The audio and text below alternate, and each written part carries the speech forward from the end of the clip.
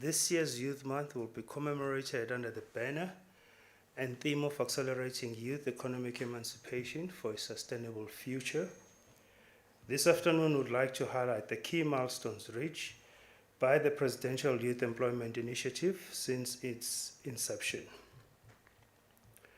President Ramaphosa remains committed to the empowerment of young people through the various employment initiatives and readiness to work programs, which capacitates our youth for the world of work, as well as providing them with funding and mentorship opportunities. Today I'm joined by Wasim Karim, the CEO of the NYDA, and Ms. Lerato Shai, who is the Director of the Presidential Youth Employment Initiative. They will both briefly share some highlights of their work as we shine the spotlight of various government programs aimed at supporting the youth. Wasim, Lerato, please come forward. What we'll do is, once they've done their presentation, we'll then carry on with our normal program, with the President's program, and then I'll take questions thereafter. Wasim, over to you. Thanks, Spokesperson. Good afternoon, members of the media. My name is Wasim Karim. I'm the Chief Executive Officer at the National Youth Development Agency. It's a pleasure to be with you this afternoon. Let me also take this opportunity to wish everybody a happy Youth Month as we commemorate 47 years of the anniversary of June 16th, 1976.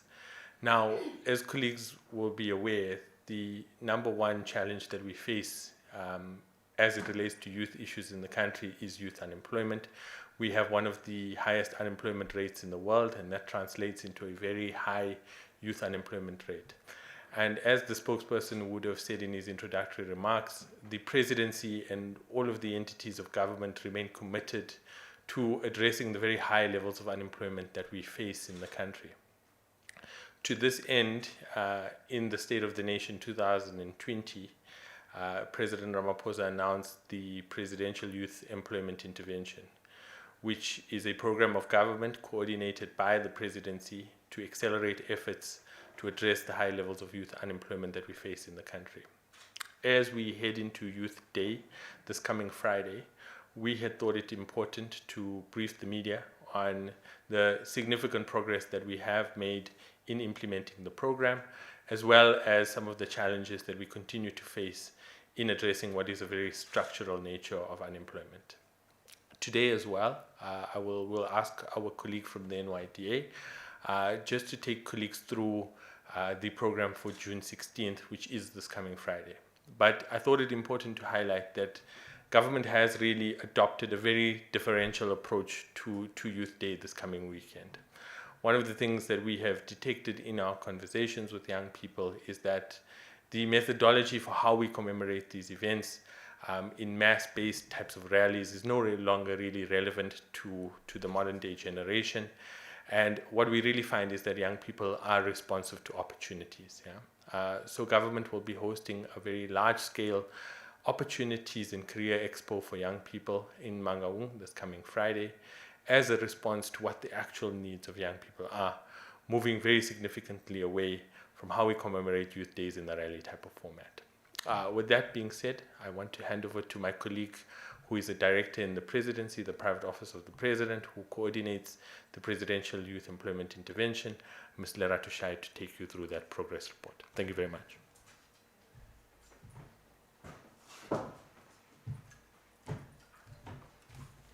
Thank you very much, Wasim. And as I've been introduced, I'm Lerato Shai. I am a director in the Project Management Office, and I'm responsible for the coordination of the Presidential Youth Employment Intervention. I'm going to request that you all just take out from the packs that we circulated this particular set of documents. I'll be taking you through the presentation using these.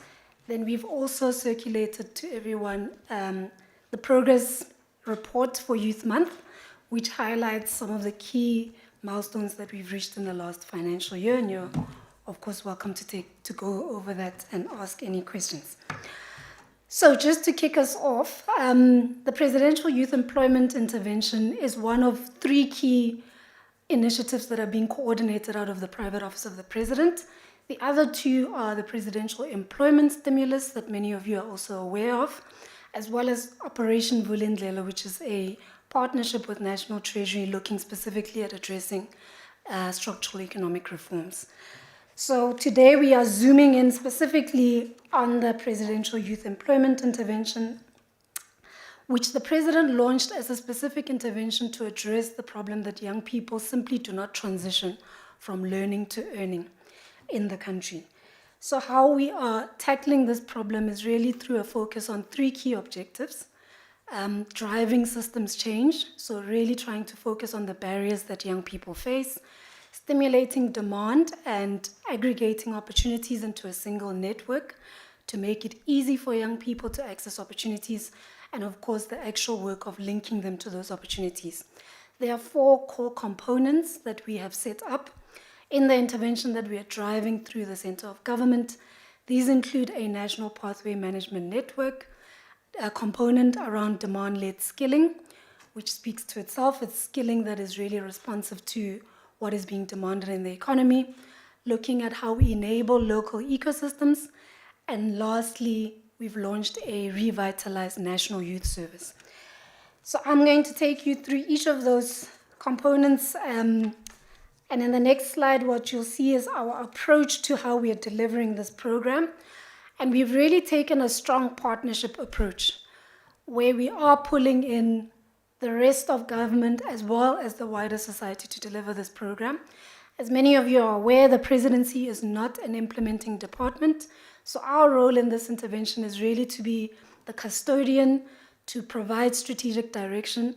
And in these early years, we've really focused on providing a lot of support. So you'll see in the diagram there that we've delegated the actual implementation of the program to the lead departments that actually hold the mandates. So the Department of Employment and Labor is responsible for the National Pathway Management Network. The Department of Higher Education and Training is responsible for demand-led skilling together with the levy institutions, so the CETAs as well as the National Skills Fund. And then we have DTIC and the IDC leading on local ecosystem enablement. And lastly, the Department of Women, Youth and Persons with Disability through the National Youth Development Agency leads on the implementation of the revitalized National Youth Service. Across all of these four components, we have pulled in the private sector, civil society, as well as development partners who all participate in the structures that we've set up and have partnered with us to deliver this program. The 5-year targets for the PYI are three key numbers that I would like you to remember as you walk out of this briefing.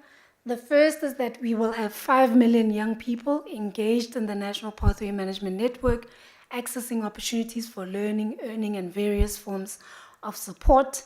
We're targeting to have 1.5 million temporary earning opportunities that they've accessed through this network, as well as 500,000 young people in sustainable earning opportunities. Where are we to date? On the 5 million, we currently have 4.1 million young people who are in the network. There are 934,563 opportunities that they have accessed, earning opportunities they've accessed in the network. And then on the last one, this is currently work in progress where we have now begun evaluations and tracer studies to have a sense of how many of the young people are accessing sustainable earning opportunities. We have a publicly available dashboard on the State of Nation website where we make our progress available to the public on a quarterly basis. And if you zoom in on that particular slide, you will see the progress from the last financial year specifically. So 380,000 odd opportunities have been accessed by young people on the network. Many of these have been through the SA Youth platform that is managed by Harambee Youth Employment Accelerator, and another 50,000 odd opportunities on the ESSA platform that is managed by the Department of Employment and Labor. We also have just over 45,000 opportunities for workplace experience that young people have accessed through the PYI, over 45,000 opportunities for enterprise support, both financial and non-financial support, as well as 47,234,000 opportunities that have been created for young people to engage in paid community service. I'm now going to take you through a bit more context in terms of what exactly we mean by each of these different components. So the National Pathway Management Network specifically, we like to call it a network of networks. And what that means is we've brought together all the different networks in the country at the moment that are serving young people and providing them with opportunities into a single network, and we are connecting these networks in ways that allow young people to be more visible across a wide range of partners, as well as able to be linked to all the opportunities across these partners. So we are increasing the visibility of opportunities to young people. And if you look particularly on slide number 8, you'll see two versions of what the context is before the introduction of the National Pathway Management Network and what it is with the National Pathway Management Network. So as it stands, young people often are zigzagging from different partners and different opportunities, really trying to get a foothold in the labor market. And as it stands currently, if a young person only has access to a labor center in their community, they are very much limited to the opportunities that that labor center is making available to them. Whereas what we've done now with the network of networks is we've brought all those different partners together, and they are now sharing opportunities between them, such that if a young person walks into a YES hub or an NYDA center, they're now able to see all the opportunities that are available across all of those different partners and be able to be matched more effectively to opportunities that can help them get on a pathway to earning. The network is actually now reaching South Africa's most excluded young people.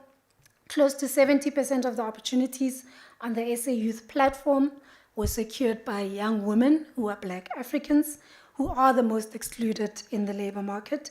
We are also reaching the poorest young people, with many of them reporting that they live in households that are receiving a social grant, as well as reporting that they attended some of the poorest schools in the country. What we are also seeing is the strong relationship between a young person's level of education and their ability to access earning opportunities in the labor market. So if you look at who's accessing opportunities in the network, what we find is that many of the young people are those with a matric or those who've completed studies beyond matric. So this really makes it important to be aggregating opportunities for young people to be engaging in second matric, as well as looking at interventions to keep young people in school. We have a strong partnership with the other employment program in the Project Management Office, the Presidential Employment Stimulus.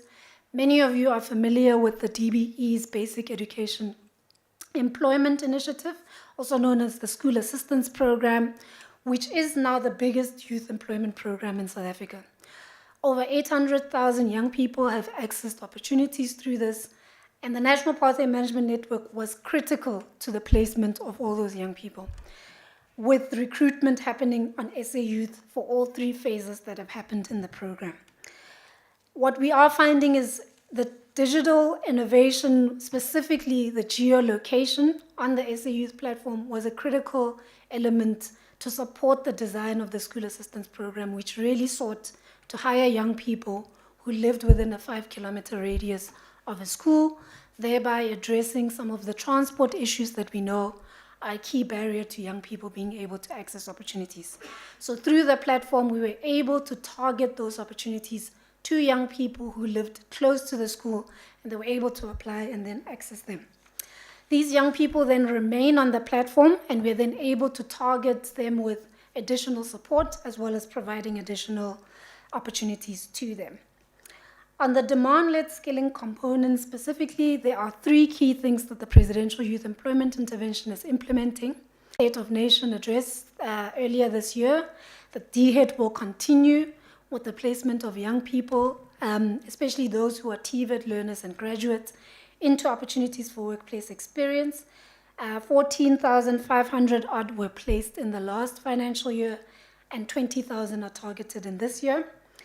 And then lastly, we are really zoning in on the 5 key priority growth areas of the PYEI, which include digital, automotive, installation, repairs and maintenance, agriculture and social services, where within the demand-led skilling component specifically, we're looking at which opportunities could be unlocked in those sectors if we really addressed some of the skilling barriers.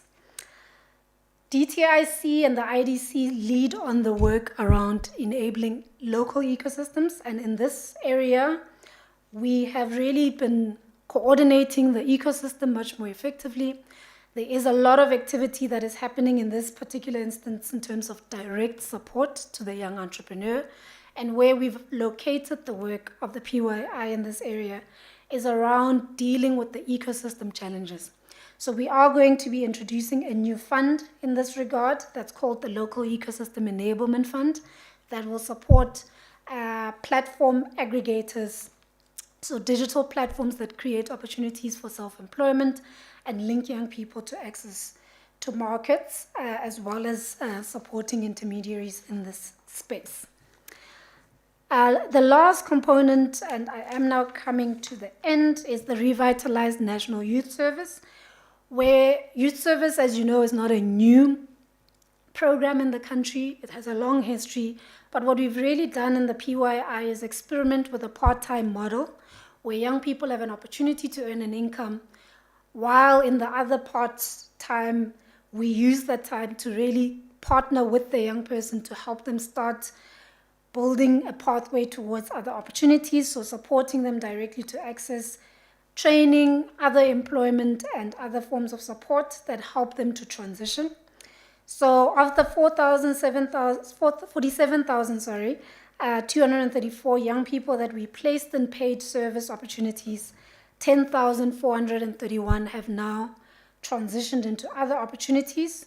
Of these, 40% have found employment, 23% have transitioned into education and training, and so on. So we are really putting a much more intentional effort on supporting transitions and getting young people on a pathway to earning. So just to close, I think the key takeaway messages that we'd like you to leave this briefing with is firstly that we really have made significant progress since the President launched this program in 2020. It's been only 2.5 years since then. 4 million young people are in the network and they are accessing opportunities and finding more traction in the labor market than before. In the last financial year alone, 380,556 opportunities were secured by young people in this network. We are reaching the most excluded young people. And the NYS is starting to show evidence that with more targeted design, we can really support pathways into earning and transition young people more effectively from learning to earning. A key priority for us going into this financial year is to ensure that we secure funding for this intervention over the medium-term expenditure framework so that we're able to continue what is working as well as scale it up to reach more young people. I will stop here and we're very happy to answer your questions and also encourage you to please have a look at the brochure, which also provides a little bit more detail. I'm going to hand over to Ms. Lwazi to take you through the Youth Month activities.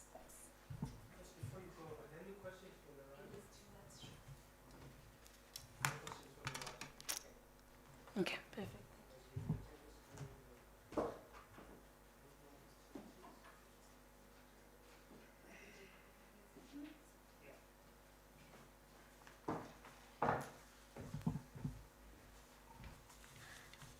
Thank you very much, Lerato. Thank you very much, colleagues in the media.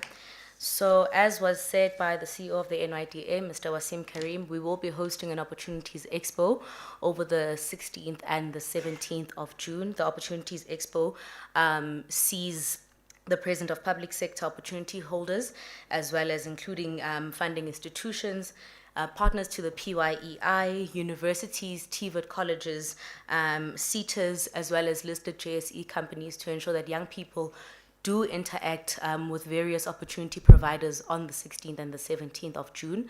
The program will be running from 9 a.m. on the 16th of June to 4 on the 16th, and then on the 17th we will have a relatively shorter day with master classes with opportunity providers that are going to be present over the 2 days. Members of the media have been encouraged to send through their RSVPs, so those who have not done so, please do feel free to get in contact with me so that we can go through the necessary SSA vetting and checking. And for your accreditation information, you do know that you are required to provide your names, your surnames, your ID numbers, and the institutions that you work for. And then following that, accreditation will be available for collection on the 14th as well as the 15th of June from the hours of 10 a.m. to 6 p.m. at Leslie Monanyane Hall in Mangaung. On the 16th of June, members of the media who have not yet collected their accreditation are requested to present themselves again to Leslie Monanyane Hall from the hour of 7 a.m. until 10 a.m.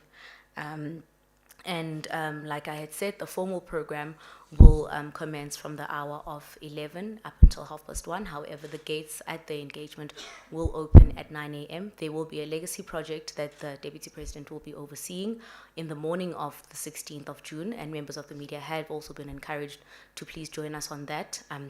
The information for that will still be shared by those that have expressed interest in joining us for the legacy project that the Deputy President will be overseeing on the 16th of June in the morning, prior to the proceedings of the formal engagement that will be taking place at Dr. Petrus Rantlai Stadium on the 16th. Thank you very much.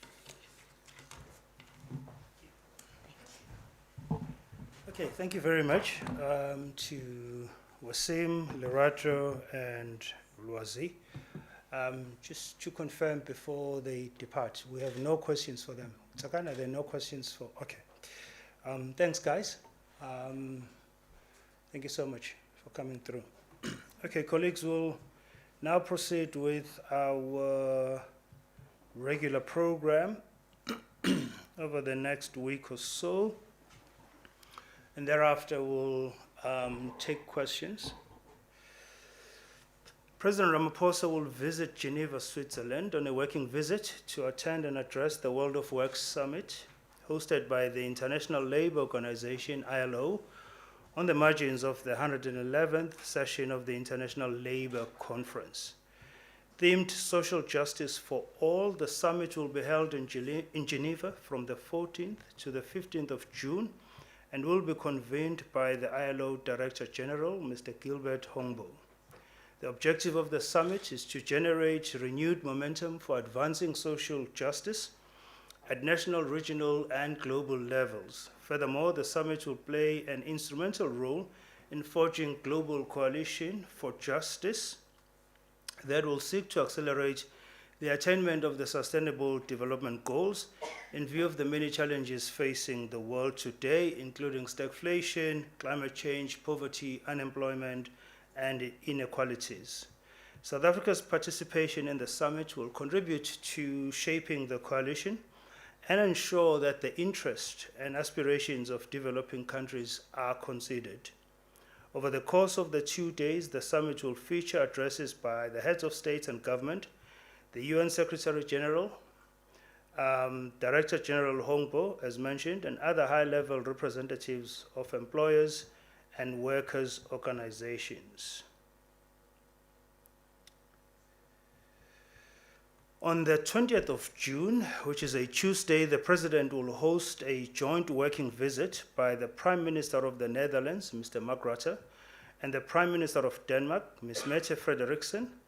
The joint nature of the visit is to maximize the positive impact of a combined Dutch and Danish high-level business and investment delegations that are expected to accompany the two prime ministers. The joint visit will also entail a common program of joint bilateral talks and joint business seminar. The visit also brings synergy in its joint format between two partners in the area of green hydrogen investments. Both Netherlands and Denmark will participate at the G20 to be hosted by India, as well as in the G20 working groups on energy transitions, environment, and climate sustainability. The visit brings together a large group of investors to South Africa and sends a strong message of cooperation and good relations with two important European partners. The President will, on the 22nd and the 23rd of June, participate at the Summit for a New Global Financing Pact, which will be hosted by President Emmanuel Macron in Paris. The goal of the summit is to build a new contract between the countries of the North and the South to address climate change as a global crisis. The event will be an opportunity to address key issues that are also of interest to South Africa, such as the reform of multilateral development financial institutions, the debt crisis, innovative financing, international taxes, and special withdrawing rights. On the Lady R panel inquiry, the inquiry panel led by retired Judge Phineas Mujapelo, investigating the circumstances of the docking of a Russian vessel, Lady R, in Simonstown, is progressing with its work. The panel will interact with all concerned role players on the matter. The panel will also seek to hear from interested parties with any information that will assist its investigation. Written submissions can be made to the panel's secretariat or sent to the panel's secretariat by email, and the email address is ladyr.gov.za96 by famously defeating Tunisia at the old FNB Stadium. And lastly, President Ramaphosa joins the global media fraternity in mourning the passing of media tycoon Mr. Silvio Berlusconi, who died at the age of 86. Berlusconi created Italy's largest media company with assets in print and television. He also served as Italy's prime minister in 4 governments. The president extends heartfelt condolences to the government and the people of Italy for his passing.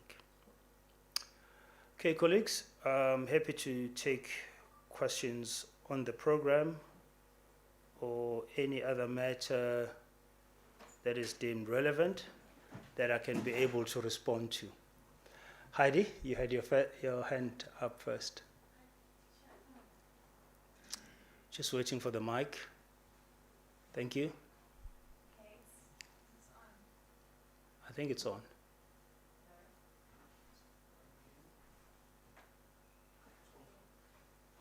Can you hear me now? We can hear you, Okay. Heidi. Thank you. Great. It's Heidi Jacobs from ENCA. I just want to ask Vincent, with regards to some comments that have been made that there's a possibility the BRICS summit could be moving to China. Is there any comment on that? And then also, with the massive energy crisis that we are facing at the moment, today the Minister of Electricity met up with the Minister of Mineral Resources and Energy of Mozambique. And they have discussed a way to bring some additional megawatts onto the grid. What does Cabinet and the Presidency feel about this? Thank you. Okay, so let me start with your last question. You'll recall that it was always part of the Energy Action Plan to look at the importation of additional megawatts from neighboring countries. And so what the minister is doing is in the furtherance of that element of the plan as we seek to add more megawatts into the national grid, but also as we seek to reduce the severity of load shedding at this stage. So it's consistent with the provisions of the Energy Action Plan, and the President is quite delighted that we're getting progress in that regard. With regards to talk about the BRICS summit moving to China, we've seen similar media reports. We have not been behind those media reports as the Presidency. Should there be any change with respect to the hosting of the summit, the President will communicate that. As things stand, South Africa will be hosting and chairing the upcoming BRICS summit. Stembile. Thank you, Vincent. My name is Tembile Cele with Bloomberg News. Just on Heidi's question, so are you denying that there's been any conversation with South Africa's counterparts in China about moving the summit to that country? And hypothetically speaking, since the decision has not been taken, how would the modalities work given that South Africa is the chair of BRICS this year? Then secondly, the Deputy President says that there's been engagements with the ICC. Are you able to share what it is that South Africa has asked of that organization related to the arrest warrant on the Russian president? And then linked to that, last week the minister in the presidency, Minister Chaveni, said that there is a possibility that peace talks could be held in South Africa, and that would mean that President Zelensky and Putin would come to South Africa. Could you just explain how we would host the president of Russia, given the arrest warrant? And is that part of the engagements with the ICC to say, can you maybe have a waiver for us so that he can come here for that peace initiative or peace talks? Thank you. So the danger with the questions is they reference two of my principles, and I've not had the benefit of directly seeing those comments that you attribute that helpful on both those issues until I'm fully briefed and I have the necessary background. I can't respond on any hypothetical question. I can only respond on a decision that the president and the government will have made, and be able to further provide guidance or unpack that decision. What I can give you as an assurance, which the president has done, is that first and foremost, the executive is responsible for the management and the execution of our foreign policy, and it does so within the prescripts of our constitution and in full adherence of our laws. And so you, Thembile, and the rest of the country can take assurance that at no point in time will the president and his administration lead a process that will be in any form in violation of our laws. I'm not going to comment on your question regarding the ICC and the comments made by the Deputy President until I've satisfied myself of the context of those comments. Including the question on whether or not there has been a conversation with the Chinese government. You cannot confirm or deny that. There was a call last week, Friday, between President Ramaphosa and President Xi Jinping, and that call was in regard to the upcoming, or the imminent rather, peace mission that is led by African heads of state. President Ramaphosa was briefing his counterpart. You will recall that China has produced a peace plan with respect to the resolution of the conflict in Ukraine. The president is in support of all initiatives that are aimed at a peaceful resolution of that conflict, including the China initiative. The call further discussed the upcoming BRICS summit, as well as general cooperation at BRICS, with the two leaders affirming their commitment to a successful BRICS summit. I see you still monopolizing the mic, which Tando and Quinnen are desperately trying to get hold of. Okay, there's a question behind you. Yes, sir. A very good afternoon. My name is Tabiso Hoku from Sputnik News International.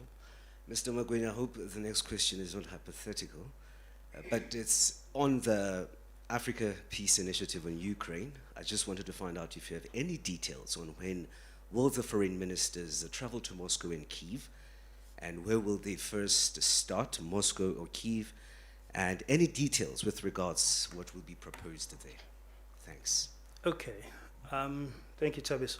So, Tabiso, we are anticipating that quite imminently a delegation of African heads of states will head to both Ukraine and Russia. However, due to the sensitivity of the security situation on the ground, particularly in the Ukraine, we are unable to confirm publicly the dates in which the delegation of the African heads of states will travel to both countries. That's something you'll have to just bear with us on.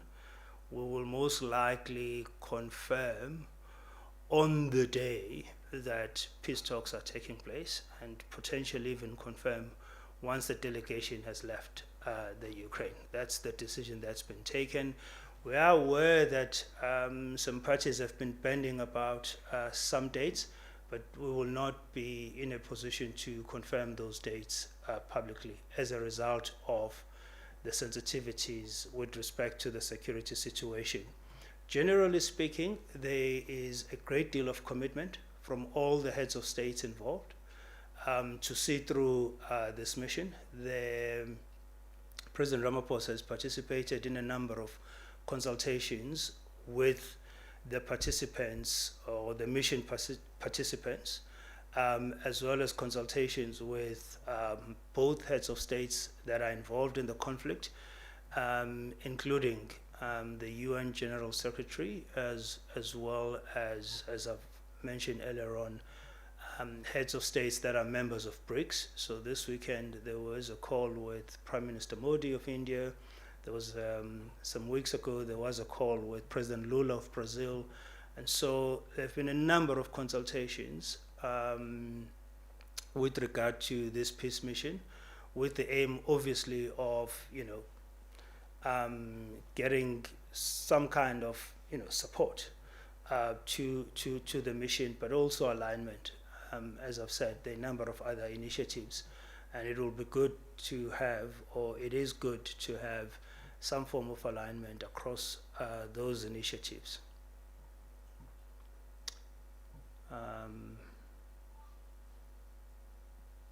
Next question. Are there questions from online, Sakane? Yeah. Yes, we've got a question from Ntlantla Khatlani from the SABC. He asks, what do you say to claims that South Africa's position on the Ukraine-Russia war is because South Africa is afraid of sanctions, but also to be cautious not to spoil the relations with Russia? And then there's another question from Zama Lutuli of AFP. Ahead of the new global financing pact in Paris, could the presidency comment on how South Africa believes the international aid system should be reformed to better serve countries in the global south, particularly at a time where much of Western nations' funding attention is directed towards the Ukraine?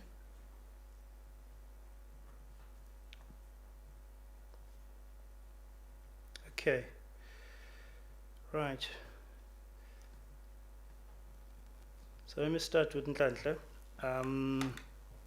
First of all, we're a little bit surprised at this talk of sanctions, which quite honestly we regard as reckless and as very damaging to our already ailing and struggling economy.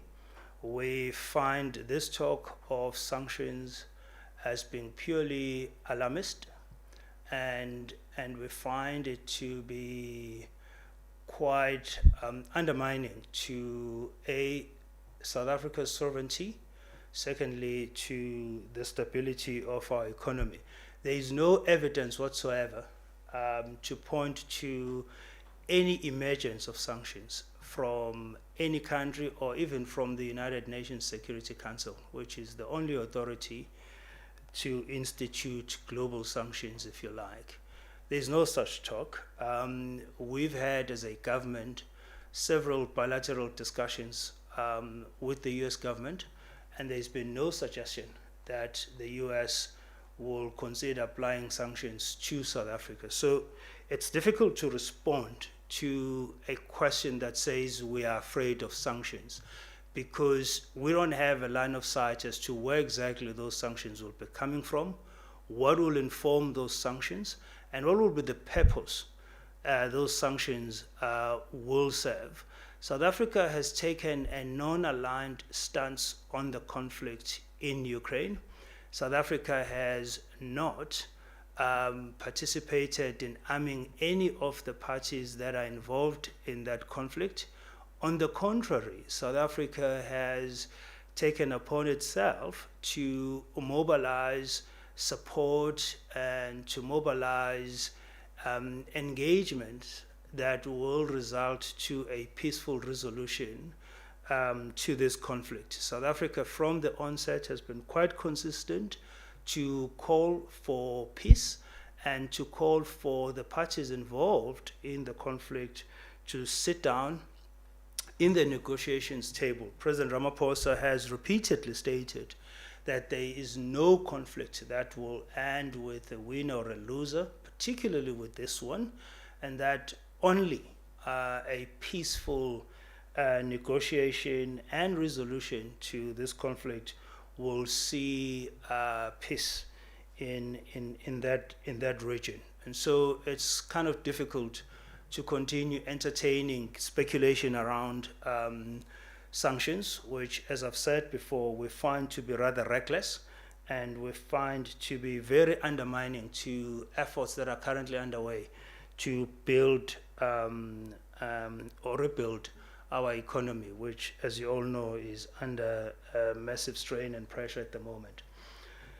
Zama, well, repeatedly South Africa is called, and President Ramaphosa has been quite consistent in this call for the reform of these institutions in the manner that recognizes the varying dynamics that developing countries find themselves under.